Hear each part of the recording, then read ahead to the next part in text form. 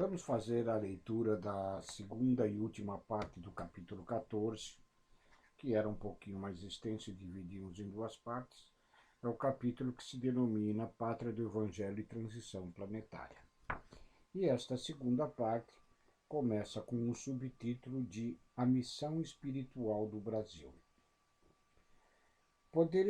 Podemos agora entender por que Emmanuel começa o prefácio do livro Brasil, Coração do Mundo, Pátria do Evangelho, sem prometer privilégio algum ao povo brasileiro. Abre aspas.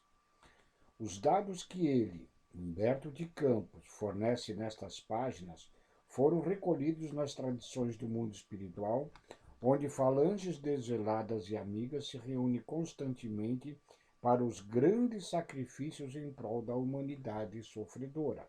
Fecha aspas. Emmanuel refere-se às falanges espirituais em terras brasileiras. Não podemos pensar que a missão do Brasil esteja na mão apenas dos encarnados, e agora em destaque. Não é porque 40, 50, 100, 200, 400 políticos estão falhando que o Brasil está deixando de cumprir sua missão.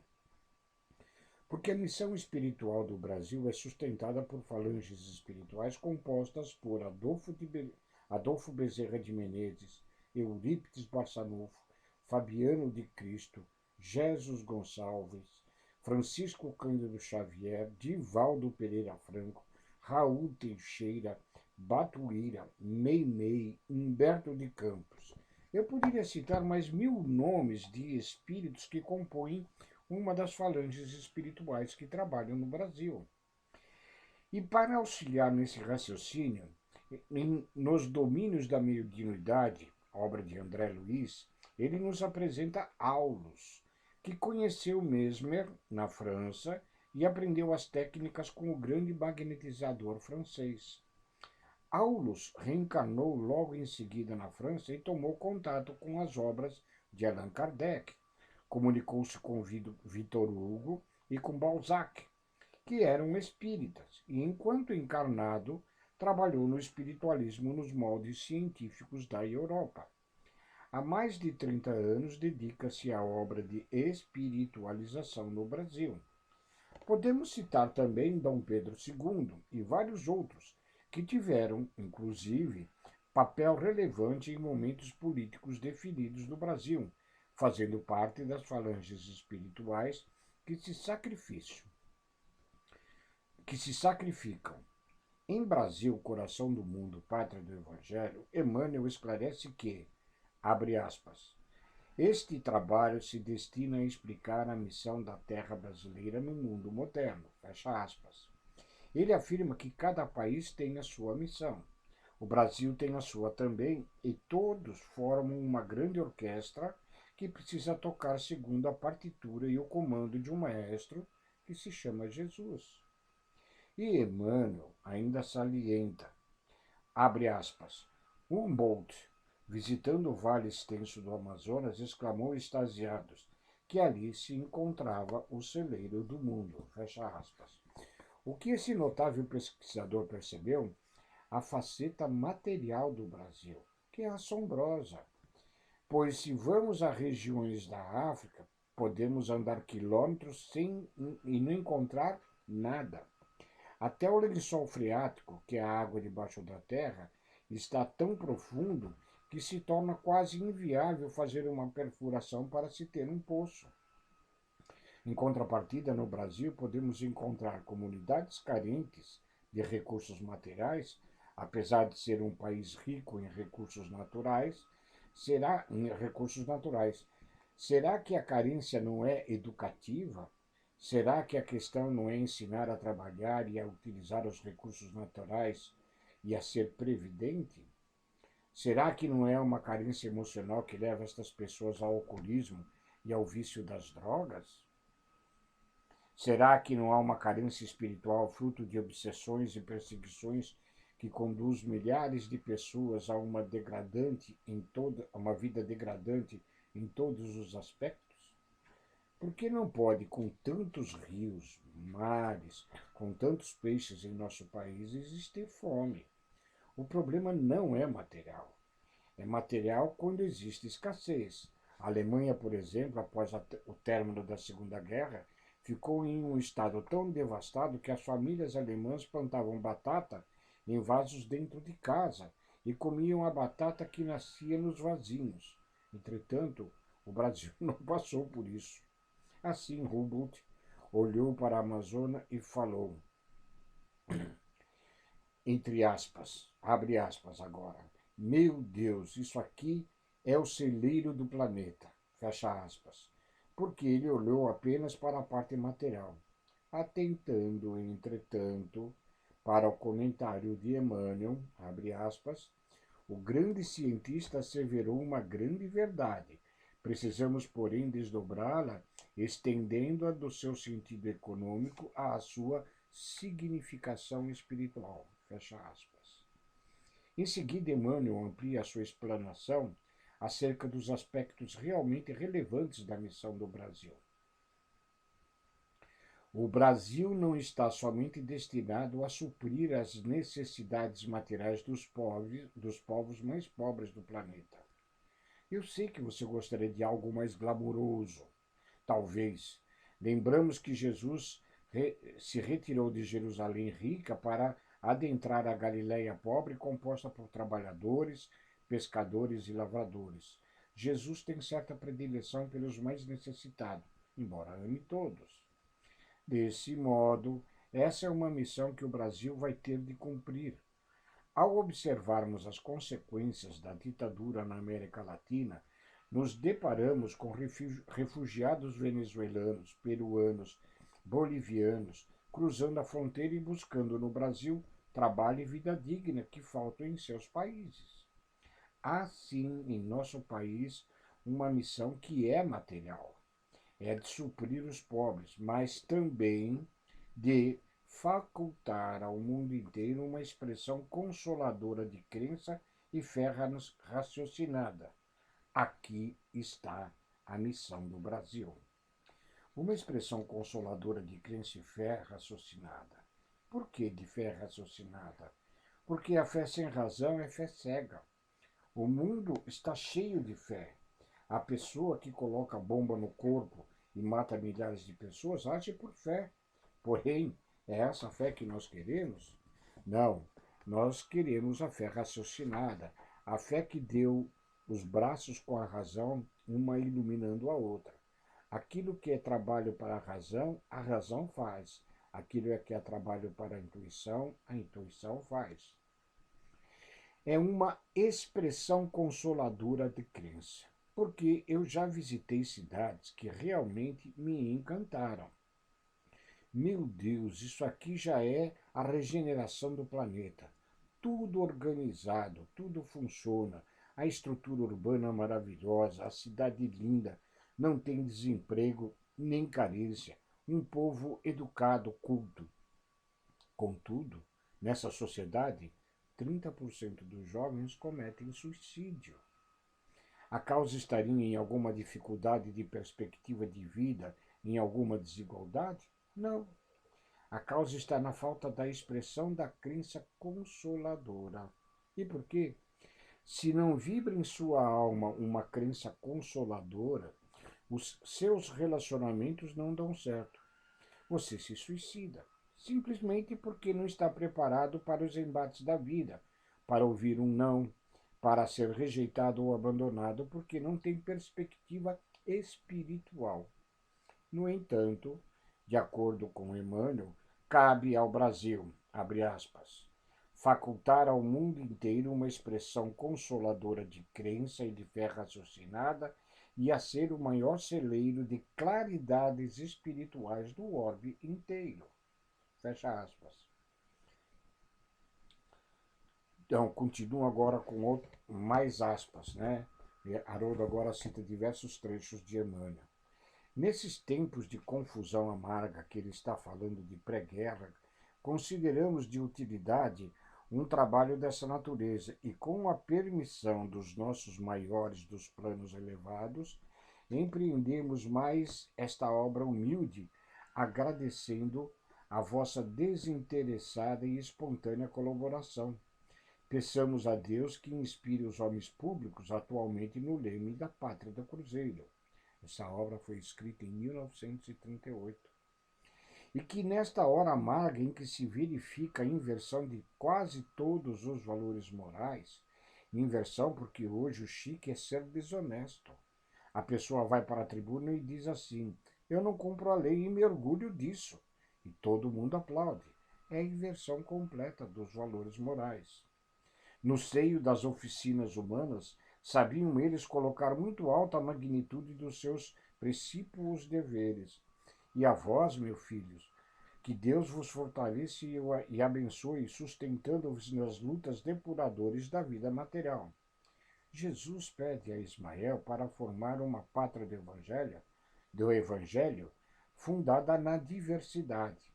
E como Jesus idealizou isso, ele disse para Ismael, entre aspas, Ismael, traz os africanos, utiliza os índios e traz o povo mais pobre da Europa. Quem era o povo mais pobre? Eram os portugueses, eram os trabalhadores. Mas então o que acontece? Na lei da evolução, quem vem com recursos financeiros e usa mal, pode vir pobre para aprender os valores que a carência transmite. Após receber de novo o recurso que faz, pode errar novamente. Assim, os portugueses, que eram a nação mais pobre da Europa, receberam um país com muitas riquezas naturais. O que eles fizeram? A partir do momento que começaram a enriquecer, passaram então a escravizar. No livro Em Os Domínios da Mediunidade, André Luiz relata o atendimento a uma entidade espiritualmente aniquilada naquele momento, que havia sido um senhor de escravos em Minas Gerais, um homem financeiramente próspero que, para espalhar o medo, após capturar os escravos fugitivos, os colocava no tronco e lhes queimava os olhos. Diante do cenário caótico, Ismael, que é o governador espiritual do Brasil, encontrou-se com o governador do planeta desolado. Abre aspas. Veja o que está acontecendo. Índios sendo explorados e mortos, suas riquezas vendidas, só pensam no ouro, fecha aspas. E Jesus, entre aspas, nos diz, Ismael, há uma região do umbral repleto de espíritos caídos na Europa. Está relatado em Brasil, Coração do Mundo, Pátria do Evangelho, que Jesus pede a Ismael que vá às furnas e levante a sua bandeira. E quem seriam os resgatados? Inquisidor, o povo das cruzadas, comerciante de escravos, guerreiro, político corrupto, religioso mal-sucedido, espíritos sofredores. É importante lembrar que a regeneração começa primeiramente no mundo espiritual, para depois se concretizar no mundo físico. Há outro relato na obra Em Análise, desta vez por Humberto de Campos, que conta a trajetória de dois espíritos muito comprometidos perante as leis de Deus. O primeiro deles é Padre Anchieta, que reencarna, faz parte do trabalho e volta em outra oportunidade como Fabiano de Cristo. Também o senador romano Públio Lentulus, que reencarna como Padre Manuel da Nóbrega e funda a cidade de São Paulo. Desencarna e se torna o guia espiritual de Francisco Cândido Xavier. A missão espiritual do Brasil possui vínculos com falanges espirituais comprometidas com o progresso não apenas da pátria brasileira, mas com o progresso humano. Aliás, é preciso que se lembre, quanto mais se apura o espírito, quanto mais iluminado e superior, mais humanitarista, mais universal ele se torna. Seus interesses e preocupações passam a abarcar os interesses da humanidade inteira, porque ele vê em todos os homens irmãos seus, independentemente de gênero, cor, etnia, linguagem, crença. Assim é que esses espíritos atuam em favor do bem comum. Quando se iniciou a escravidão no Brasil, Jesus determinou que falanges de espíritos sofredores encarnassem em solo brasileiro para realizarem a obra de reconstituição de seus destinos, reconstrução de caminhos e definição de novos rumos da jornada evolutiva. Isso somente se daria em um ambiente fisicamente e espiritualmente propício. O Brasil, por sua vez, representa grande somatória de tendências e forças espirituais. Há pouco tempo, recebi no WhatsApp um áudio com uma fala do próprio Chico Xavier.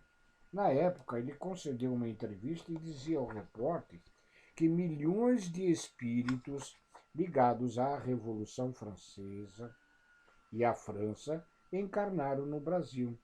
E um grande percentual destes espíritos atuava no movimento espírita.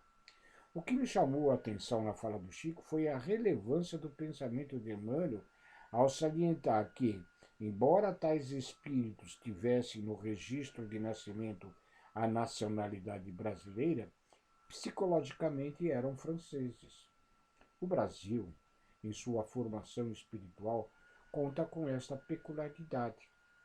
Há algum tempo, a revista Time publicou um artigo que era matéria de capa em que se podia ver centenas de pequenas fotografias de pessoas. Em algumas se identificavam os traços asiáticos, em outras se identificavam os traços do povo judeu ou mesmo os traços do povo africano. Também percebiam-se claramente os traços típicos europeus de determinada região da Europa. Ao observar aquela capa, poderia-se pensar que a matéria tratava de várias etnias do mundo, da riqueza que é o nosso planeta. No entanto, a matéria de capa era: no futuro todos seremos brasileiros. Porque todas aquelas fotos eram de brasileiros. Você anda pelo Brasil, olha para alguém e é capaz de jurar que é um japonês. Mas é brasileiro que mora em São Paulo. Você também pode facilmente encontrar alguém que reconhece os traços da nossa mãe África, ou ainda ter a sensação de caminhar por determinadas regiões do Brasil de que está na Alemanha. Todavia estamos no Brasil. E graças a esta mistura espiritual imensa, a essa região que acolheu o espírito de tão variadas tendências, tem-se uma característica que é extraordinária: a troca de experiências, a riqueza do intercâmbio espiritual, que em alguns locais do orbe ainda não é possível. Houve em São Paulo uma passeata, uma marcha pela religião sem violência, em que judeus e muçulmanos, católicos e protestantes, espíritas e umbandistas caminharam junto. Um judeu amigo do muçulmano, comendo um pastel em Sampa, é possível, assim, também a interação saudável entre as pessoas. É evidente que misturar tanta gente com tantas tendências tem também os seus aspectos totalmente desafiadores.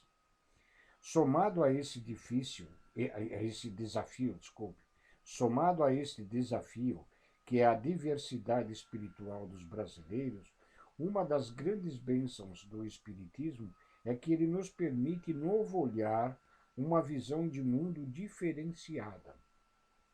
Eu olho para alguém, mas não me detenho em seu corpo físico, em sua aparência, na atual encarnação dessa pessoa. Não se engane, você pode encontrar pelas ruas da cidade pessoas psicologicamente e espiritualmente francesas, italianas, árabes, porque a sua raiz psicológica, seus laços afetivos espirituais estão vinculados àquela nação. No entanto, é em terras brasileiras que tais pessoas buscam a reestruturação do seu destino espiritual, uma vez que aqui encontraram situações adequadas para depurar a sua alma. E não raro, situações que depuram o nosso espírito são situações de dor, de adversidade. E em destaque, Haroldo coloca: a adversidade cria fortaleza moral. A dificuldade e a escassez muitas vezes desenvolvem sobriedade, lucidez. E aquelas situações que nós olhamos com olhar de encarnado e enxergamos apenas carência, os amigos espirituais olham e enxergam bênçãos. Pessoalmente, no exercício da minha profissão, muitos anos atuando como juiz da vara da infância e juventude, chegavam situações em que o jovem vinha de uma família sem problema em relação ao recurso material, mas estava totalmente mergulhado nas drogas e no crime, porque tudo que ele havia recebido dos pais se resumia ao recurso material. Em outros casos, eu tinha jovens de famílias extremamente carentes envolvidos no crime ou nas drogas por uma questão de falta de vigilância, de companhia. E eu atuava, orientava e o problema se resolvia, porque ainda que houvesse carência de recursos, aquele jovem havia recebido valores da família. Algo tem acontecido nesta transição planetária com a alma dos brasileiros. E essa é uma preocupação que deve merecer de nós, sobretudo de nós espíritas, um trabalho vigilante e atento. A alma brasileira está sendo contaminada. Nós estamos adotando equívocos que nos fizeram experimentar grandes quedas no passado. Eu aqui devo, por dever de consciência, agradecer a duas pessoas, a minha mãe e ao meu pai. A minha mãe se chama Nilza Dutra, é analfabeta. Nunca pôde frequentar a escola porque começou a trabalhar no campo aos 7 anos de idade para não morrer de fome lá no Vale do Jequitinhonha, norte de Minas Gerais. Passou fome várias vezes, inclusive comigo. E meu pai, um homem que tinha estudado até a 4ª série, depois estudou mais porque precisava conseguir emprego em uma fábrica. Teve de fazer supletivo em uma época difícil porque sempre foi comerciante. Descendentes de portugueses e sírios libaneses jamais puderam me dar recurso material algum. Aos 14 anos de idade eu tive de trabalhar para me sustentar. Contudo, o que meus pais me deram foi o que eu não tive em vários séculos de encarnações de queda, porque recebi deles valores que representam a alma do povo brasileiro. Hoje minha mãe é interpelada nas ruas. A senhora que é mãe do Haroldo, a senhora poderia me dar um autógrafo? Ela fica sem entender. E eu digo a ela que apenas estou seguindo o que a senhora sempre fez. Sempre insistiu para que eu estudasse e superasse aquelas condições de adversidades. Há pouco tempo nós fizemos um evento em Poços de Caldas e meu pai compareceu e ficou impressionado porque ele é do interior e não tem intimidade com congressos e com multidão. Ele ficava sentado olhando aquele mundo de gente sem entender. Eu disse, pai, não é nada além do que o senhor faz atendendo a pessoas no seu comércio. Trata-se de valores espirituais que nos formaram. Mas o que aconteceu? Nós, brasileiros, hoje estamos inseguros quanto ao que é o valor e o que não é valor. Então me recordo do grande professor Darcy Ribeiro em um discurso na UNB, abre aspas. Se vocês, governantes, não investirem nas escolas, daqui a alguns anos não vai ter dinheiro para construir presídios. Fecha aspas. E a profecia se cumpriu. Em Minas Gerais, o sistema prisional está falido. Não há onde colocar tantas pessoas enredadas no crime. E nós, muitas vezes, priorizando os valores materialistas e descartando aquilo que realmente tem valor. Essa é a grave transição em que vivemos, que se soma a um fato espiritual. Transição planetária é seleção de espíritos, porque serão selecionados os espíritos sem a mínima condição de permanecer na Terra e os espíritos que têm mais ou menos condição de permanecer. Trata-se de uma seleção pedagógica, porque aquele que não apresenta a mínima condição de acompanhar a Terra será conduzido a outro ambiente que lhe dê condições espirituais, não materiais, de se desfazer do seu embrutecimento. Saber como é feita a seleção? Self-service. Durante a sua encarnação, você vem com o seu prato. escolhe o que pôr nele e depois passa pela balança. Dependendo do que você colocou no prato, será definido o seu destino. É mais justo, é mais misericordioso. Então reflitamos.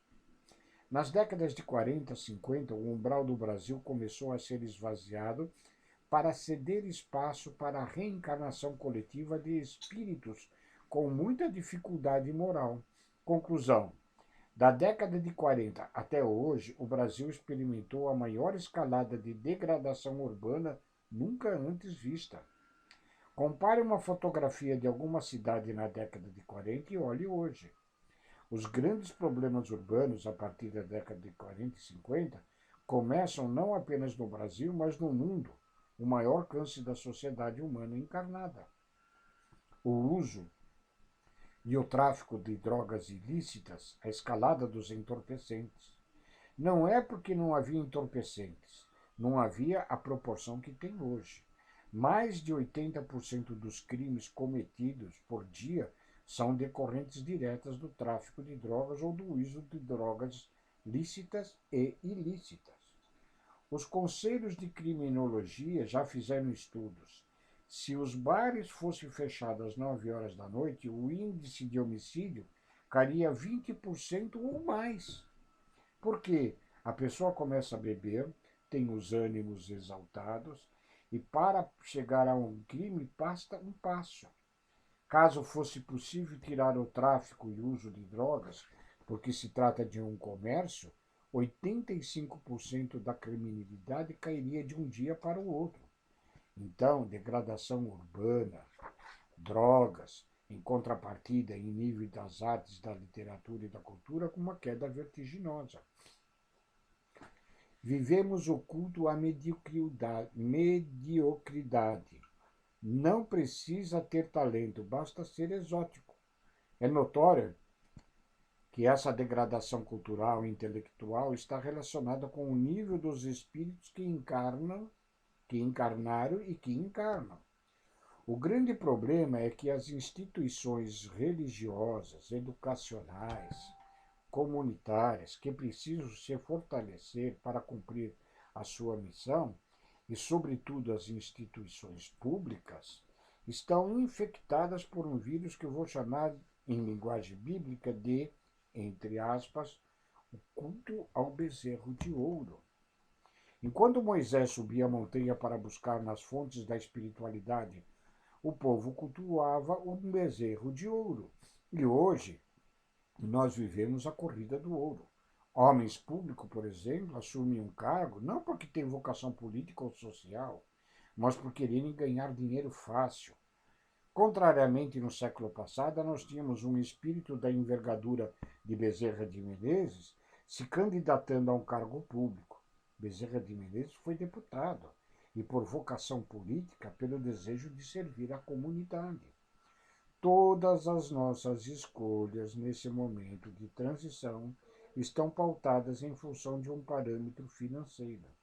É um fenômeno social. Jovens de 15 anos ganhando dinheiro por meio de visualizações no YouTube, músicas de conteúdo sexual levando jovens de 14 a ostentar colares, relógios de ouros, os símbolos de Mamon. O dinheiro é considerado uma bênção somente nas mãos de quem tem espiritualidade inferior. Por outro lado, nas mãos de quem não tem equilíbrio moral, psíquico e espiritual, é pura presunção infantil. Em nossa sociedade, as pessoas simples não têm relevância porque não dispõem de recurso material para ostentar. No entanto, muitas delas carregam o Brasil nas costas, sustentam espiritualmente esta nação. E mesmo no nosso movimento espírita, quem sustenta espiritualmente o movimento é aquele anônimo que está lá na casa espírita, que abre a casa espírita todo dia, que limpa, que prepara e também recebe as pessoas. O nome dele não está no Facebook, no Instagram ou no YouTube. Você não sabe o nome, contudo, a casa só está funcionando por causa dessas pessoas. E em destaque agora, e nesses tempos de transição, Quando enxergamos a devastação, devemos nos lembrar de que estamos sendo carregados por aqueles que ainda mantêm os valores do Evangelho. Incorremos no risco do maniqueísmo, que nos levou às cruzadas, à Inquisição, que nos levou para todos os movimentos destruidores, que é separar a sociedade, o malvado e o bonzinho. Mas quando temos contato com o malvado, percebemos que ele é igual a mim, igual a você. Que ele é uma pessoa comum, equivocada, mas comum. Vítima de profunda ilusão. Uma pessoa movida pelos mesmos sentimentos que todos nós. Quer prosperidade financeira, destaque na comunidade, quer pertencer, se destacar, exibir patrimônio, mas por ter nascido em contexto providencialmente adverso, elege meios tais quais a criminalidade, o descompromisso ético e moral, mas mesmo assim não deixa de ser uma pessoa comum. Precisamos deixar de culpar o partido político X ou Y, a classe profissional X ou Y. Precisamos substituir a palavra culpa por responsabilidade. Conhecimento e encargo geram responsabilidade. E hoje nós estamos sendo convocados pela espiritualidade a assumir responsabilidades, sabendo que espiritualmente cada um de nós prestará contas da sua administração, porque o universo é moral, dizia Desmond Tutu, e está na terceira parte de O Livro dos Espíritos, as leis morais, que o universo é moral, existem parâmetros e eles foram criados por Deus, valores, princípios, que estão relacionados a regras e fanatismos. Por exemplo, o princípio do esforço próprio é um princípio, ao lado ao princípio da cooperação, pois ninguém se faz sozinho, mas também ninguém faz nada de valoroso sem esforço. E hoje nós queremos viver sem esforço. Nós estamos cientes de que caminhamos em meio a uma heterogeneidade de caracteres e de níveis de evolução espiritual. Isso significa que do meu lado pode ter uma pessoa em um nível de espiritualidade muito acima do meu ou muito abaixo. Portanto, eu preciso caminhar e me movimentar com segurança. O que equivale a dizer: o Brasil tem uma missão? Tem. O Brasil tem um compromisso com valores espirituais. Missão como encargo, como algo que se desdobra na dinâmica reencarnatória em que você vai cumprindo seus deveres e a providência divina vai ampliando. E você pode, em determinada encarnação, dar um grande passo de reequilíbrio e de reestruturação de seu destino, porque é outro princípio da providência divina que nosso destino pode ser reconstruído. Essa esperança que nos move. Temos um patrimônio que nos permite ver a vida de uma perspectiva muito rica. Por que então não a colocar a serviço das nossas práticas? Para encerrar esse capítulo, quero dar o meu testemunho. Muitas pessoas me perguntam em que o Espiritismo contribui na minha profissão como juiz. Primeiramente, eu não preciso, por enquanto, ser internado no hospital psiquiátrico. O Conselho Nacional de Justiça fez um estudo das lideranças da saúde de magistrados e 60% são licenças psiquiátricas. Eu ainda não tirei, estou bem. Ao encontrar uma turma de 52 colegas, constatei que 30 somente dormem com o auxílio de medicamento. Por quê? Imagine você, na função de um juiz, receber um processo da morte de criança em uma creche. Imagine você ter de ouvir as testemunhas, ver todas as fotos, ler os exames de necropsia de cada uma das crianças, considerando-se mais de 5.000 processos que você tem que analisar. Muitos adoecem, então se você não tem suporte espiritual, você sucumbe. Como também é difícil passar por um câncer, por uma doença grave ou outras dificuldades, se não tem a bênção de uma crença consoladora e de uma fé raciocinada, do que nos fala o Emmanuel. Portanto, transição planetária e missão do Brasil podem ser vistas com os pés no chão. Os espíritos superiores não virão aqui fazer a experiência que nos compete. Enquanto indivíduos e comunidade, nós devemos galgar a nossa evolução, mas sempre inspirados, amparados e sustentados por eles. Todavia, alguém tem de pôr a mão na massa. Precisa fazer resgatar a nossa genuína vocação para a diversidade, a simplicidade, o esforço. E por que não? Para esse jeito brasileiro que sabe deixar que as abóboras se ajeitem enquanto a carroça anda. Vamos viver com dignidade, seriedade, fazendo tudo o que for possível e estiver ao nosso alcance para que o melhor se concretize. Nós temos um compromisso e, pessoalmente, acredito que o Espiritismo está sendo convocado. Nessa hora grave do Brasil e do mundo, há uma obra educativa de vastas proporções. Chegou o momento de alimentar o espírito com valores e princípios, sem deixar de alimentar e curar o corpo. Receber do mundo espiritual auxílio na cura de uma doença é uma bênção, uma dádiva, uma alegria. Receber uma cesta básica com recurso material é igualmente uma bênção, sobretudo se está na necessidade. Acontece que não importa quantas cestas básicas você recebe e quantas vezes seja curada, seu corpo vai morrer. Isso significa que uma tarefa mais permanente e prioritária precisa ser assumida por nós espíritas. A tarefa de educação do espírito para a imortalidade, com todas as consequências que daí advêm. E ele encerra esse capítulo em destaque. Porque uma alma educada para a imortalidade sabe viver bem, com ética, de modo digno, pois sabe que vai viver para sempre. E no próximo vídeo, um capítulo já bem menor, nós vamos ler o último capítulo, capítulo 15, que se denomina Trabalhadores da Última Hora. E no destaque no início, Haroldo coloca: porque não importa a quantidade, o que vale é a qualidade. Muito obrigado e fiquem com Deus.